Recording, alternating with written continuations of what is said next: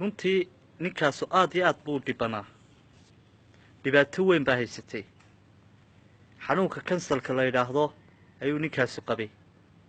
meel walba uu maray dhakhtar walba uu tegey waxaa lagu yidhi wax daawo oo aad leedahay ma jirto maalin maalmaha ka mida ayuu markaas wuxuu aaday suuqa hilibka lagu gado yacni meeshan u naqaano inagu sariibadda aynu naqaano amba suuqa hilibka lagu gado ayuu tegey markaa meeshaa wuxuu kula kulmay islaam weyn oo da-ah oo markaas guranaysa qanjidhada yaryar amba meelaha xididada yaryar ee hilibka laga gooyo ee la daadiyo waxyaabaha la ququbo islaam guranaysu markaa la kulmay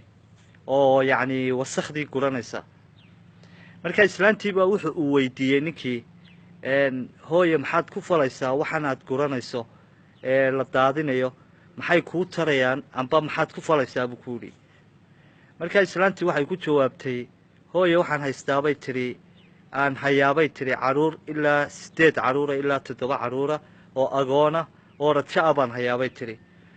markaasaa darteed carruurtaasu wax fuuda amba wax maraqa ma helaan amba wax hiliba ma helaan ilaa aan meeshan imaado oon wasakdaa iyo qashinkaa u guro markaasaan uga saaraabay tidhi fuud yar amba maraq yar aan uga saaraa runtii ninku wuxuu ahaa nin lacag le buu ahaa nin wuxuu ahaa yacni nolol fiican ku jira buu ahaa balse xanuun baa hayay ninkii intuu damqaday uu qiirooday ayuu markaas nin hilible ah oo meesha hilib ku iibinaya ayuu wuxuu ku idhi hal sano islaantaasu hilibka ay qaadan lahayd ii xisaabi halkii sano ayaa loo xisaabiyey hilibku wuxuu noqonayo kadib waxaa la yidhi halka sano intaasuu noqonayaa hilibku lacagtii buu soo saaray markaa uu u dhiibay ninkii hiliblaha wuxuu yidhi hal sano islaantaasu hilibka ay qaadan lahayd maalin walba sii islaantiina wuxuu ku yidhi hooye carruurtaa aad hayso ee agoontaa ee rajada ah ee aad hayso halkan uga soo doon maalin kasta hilibka sidii markii arrinkuu dhammaaday ninkii uu laabtay gurigiisa ayuu ku laabtay intii uu ninku dhexda sii socday ayaa waxaa isbedelay noloshiisiibaa isbedeshay noloshiisii aad bay isku bedeshay gurigiisii ayuu ku laabtay gurigiisii markuu ku laabtay carruurtiisii iyo xaaskiisii waxay ku yidhaahdeen maanta farxad weyn baa kaa muuqata farxad aad iyo aad u weyn baa kaa muuqata maxaad soo heshay bay ku yidhaahdeen hadda waa ninkii warwarsanaa waa ninkii dhibanaa waa ninkii xanuunkiisa dawo loo waayey ayay xaaskiisii iyo carruurtiisii ku yidhaahdeen maanta waxaa kaa muuqda farxad aad u weyn maxaa jira ninkii uu yaabay isaga laftigiisa uu isdareemay in wax iska bedeleen kadib markiiba uu cararay dhakhtarkii ayuu u tegey dhakhtarkii ayaa baadhitaan ku sameeyey dhakhtarkii wuxuu ka helay negative yacni wax xanuuna oo ninkaas hayaa ma jirto dhakhtarku waa nin gaala ilaahay ma aaminsana sadaqana ma aaminsana wuxuu idhi war maxaad samaysay buu yidhi xanuunkii kansalka ahaa ee intaasoo sano aan kaa baadhayay ee dawo loo waayey yacni wandhay gudihiisa hal yoom gudaheeda xanuunkii kuma hayo maxaad samaysay buu yidhi ii sheeg ninkii wuxuu yidhi waxba maan samayn waxba uu garan waayey ninkii waxba maan samayn buu yidhi maya waxbaad samaysay maxaad samaysay yacni calaa kulli xaal markii dambe ninkii wuxuu ogaaday sadaqadii uu la baxay ee uu siiyey qoftaas dhiban ee xashiishka u guraysa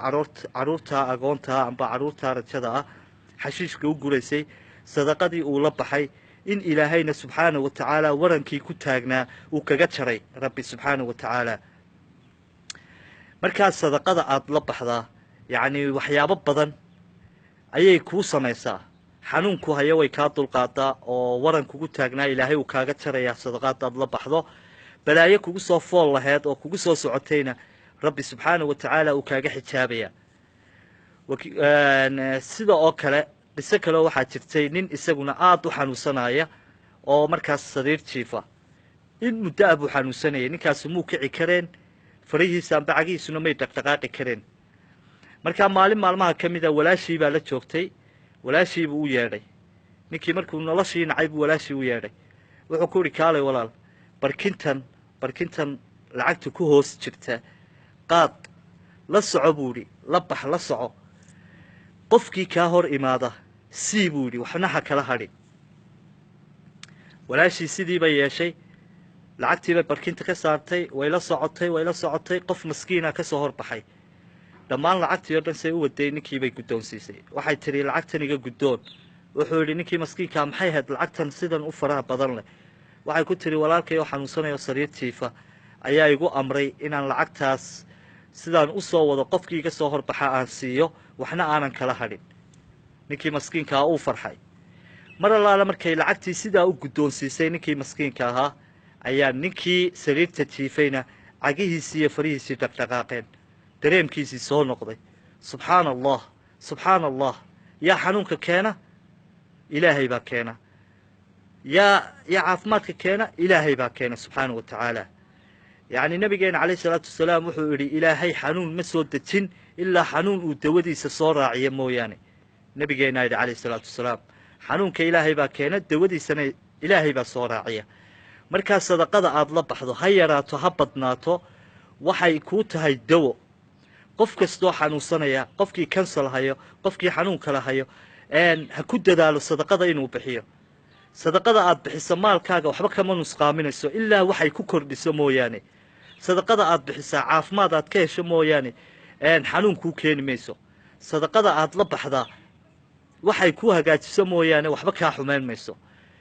markaa waxaan halkan ka sheegayaa yacni sadaqadoo aada la baxdo xanuunku hayana way kaa dulqaadaa balaayo kugu soo socotana way kaa xijaabtaa nabigeenaana inoo sheegay calayhi salaatu wasalaam ilaahay baana idhi la baxa sadaqada waran kastoo kugu taaganna sadaqadaasunbaa kaa fujinaysa markaa walaalshayda muslimka amba walaalkayga muslimkaa videogan hadduu kusoo gaadho waxaan ku rajo weynay inaad sii sheergarayso walaalaha ahlu khayrka inaad gaadhsiiso insha allah wixii dembi iyo gafiga dhacay shaydaan bay ka imaadeen wixii aan saxayna rabbi xaggiisay ka ahaatay subxaana wa tacaala markaa dhammaanteen aynu ku wada dadaalno sadaqada inaynu la baxno dhammaanteen aynu ku wada dadaalno masaakiinta inaynu ogaano dhammaanteen aynu ku wada dadaalno yacni inaynu gacmaha isqabsanno oo kuwii hormara aynu noqonno assalaamu calaykum waraxmat ullaahi wabarakaatu